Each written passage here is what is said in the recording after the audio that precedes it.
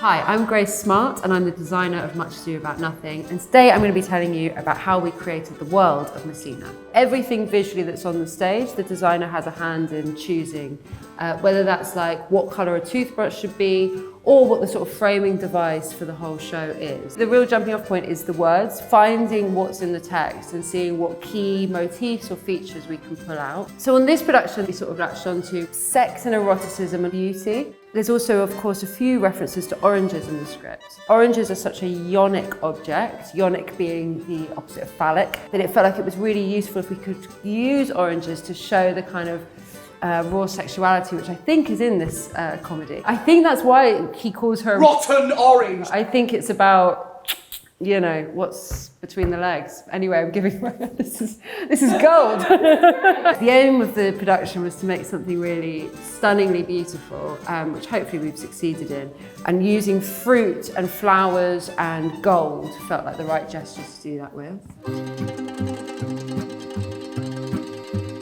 So once we've got that sort of jumping off point, really it was about finding references that sort of tied together and backed up the thesis that oranges were the right direction to go in. And luckily we found really beautiful period images of oranges, otherwise the idea probably would have gone out the window.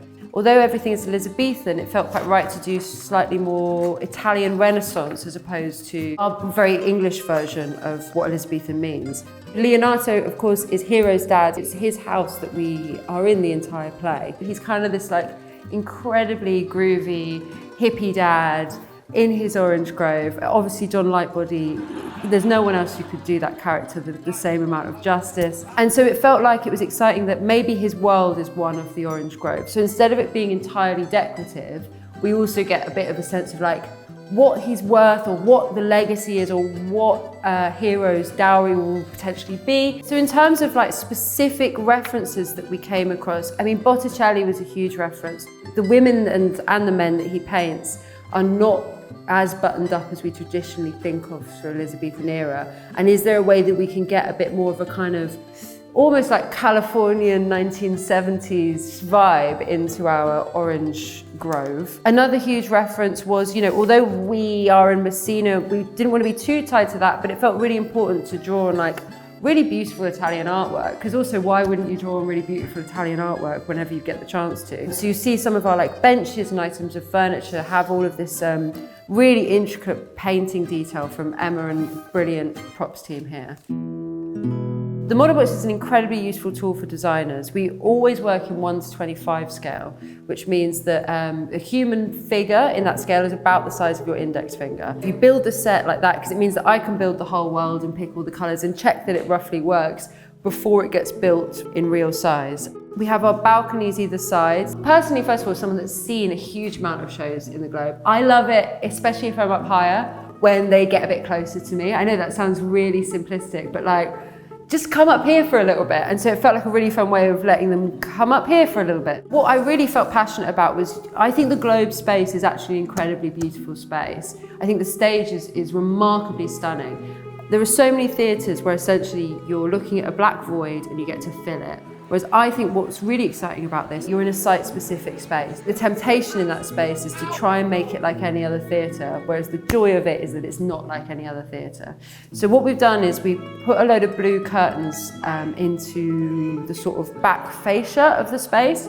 This is partly because I wanted it to feel like one sort of giant palace front. The other reason for the blue is that the ceiling in the Globe, one of the most beautiful ceilings of all time, I happen to be a ceiling connoisseur, I love a good ceiling, is this incredibly rich shade of blue. So it felt like if you're in the yard looking up at the space, actually you see a huge amount of that ceiling blue. So why not pull that down? The shade of blue that we use is Eve Klein blue, which is the best shade of blue. Really giving away the goods now. That shade of blue is like the most zingy and rich. It's also slightly Moroccan. It feels like it's really perfect in sunny spaces. So yeah, that's the shade of blue we went for to tie it into the ceiling. So costume, I'm always a big fan for, especially in Shakespeare worlds, trying to keep characters in one costume as much as possible, especially if there's multi-rolling. Sometimes I just lose track of who's meant to be playing who. So if I sort of know crudely that Amalia is always going to be wearing blue and is therefore always playing Beatrice, like, I think that just sort of helps me sort of know what's going on. I won't often change the costume to show the passing of days. Also because people very rarely used to do that in ye olde days. I find it really useful to kind of group the teams together. So what we've tried to do, was show that the soldiers really practically in their uniform, there's a colour palette to them which is maroons and yellow ochres. The family, in theory, have all sort of greens and oranges. Beatrice is a bit of an outlier to that, but the family have a certain colour palette too. If you watch the TV show Friends, you notice that when Ross and Rachel are getting on, they wear the same colour, and when they're fighting, they wear opposite colours. You can almost always tell who is going to hook up in terms of Shakespeare world, because as designers will try and make those characters look like they really sing together. So despite the fact that Benedick and Beatrice are fighting the whole time, it felt really important that actually they're kind of team blue, whereas Hero and Claudio are both in the sort of very similar shade of orange. It's Ross and Rachel rules. Don John, he's our kind of villain. We put him in purple, right? Just as a complete curveball. It's not anywhere else on the set, it's not anywhere else in the show.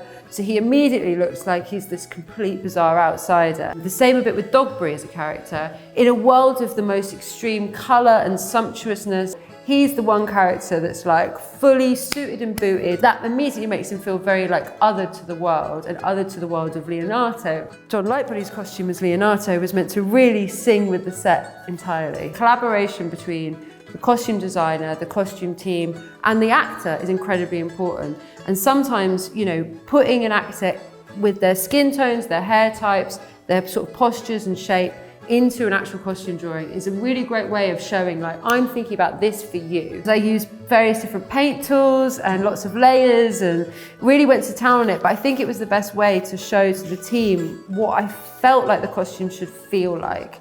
Because I think as a designer, that's really the thrust of what we're trying to do, is to try and convey the play through feeling as well as through images. So the party scene, which is obviously it just feels like the most exciting provocation to a designer to get to do. I felt like it'd be really exciting if it felt like all the masks genuinely came from different makers and had different styles and different looks to them. So we've got some of the heads are paper mache, some of them are super realistic, but essentially what we're trying to do is find, a bit like the Ross and Rachel thing, try ways of themes of how these characters are interacting.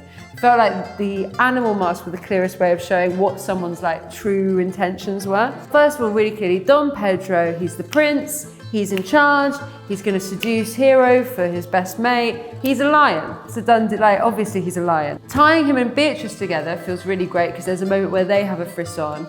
And so having two big cats kind of stalking each other felt really hot and sexy.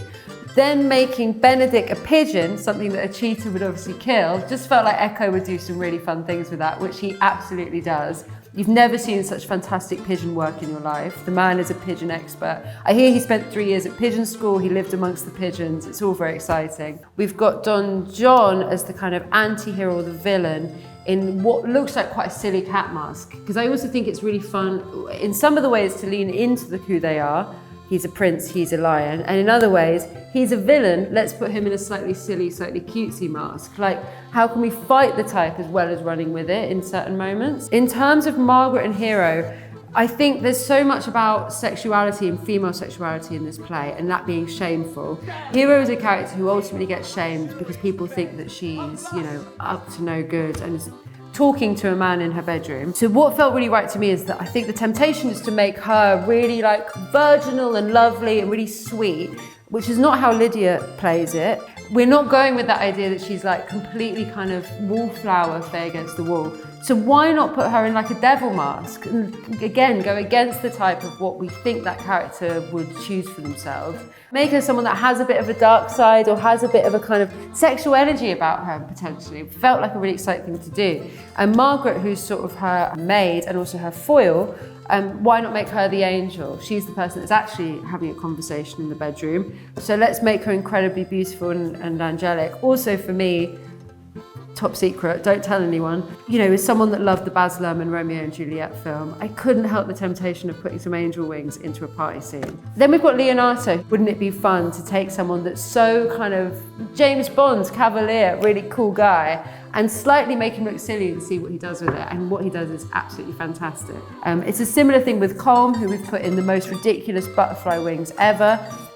He's a man who can carry a pair of wings well, and that's really exciting. Finally, of course, we've got Claudio in the bear costume. There's a line in the play where someone says, "I can tell who it is from his bearing."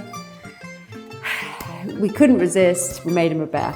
He's this war hero that's killed lots of people in battle, and now he's come home and he's slightly being pushed around and treated like a young boy. It can either be the most vicious creature you can run into when it's out in the wild, or in a domesticated setting, you think of teddy bears and cute and cuddly and fluffy.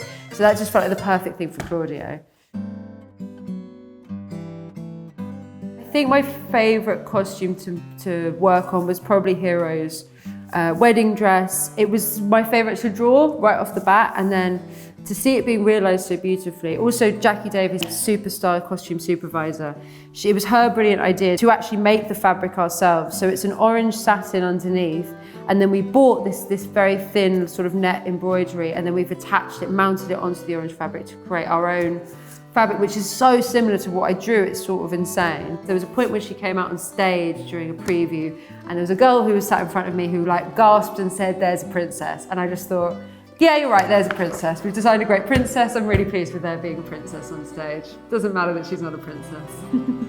I think what I'm most proud of in the process is the fact that we created a world which is quite, there's a lot going on in it, and yet it really feels like it's owned by the cast. Sometimes when you have bold ideas about what a design can be, or bold ideas about some really mad costumes, you know, sometimes you worry that it can be restricting the world of the cast or the company, or like what the show could be. And I think what I'm most proud of is the fact that our world genuinely feels like, or I hope it does to them as well, genuinely feels like it's just sort of adding to what they're doing on stage as opposed to getting in the way.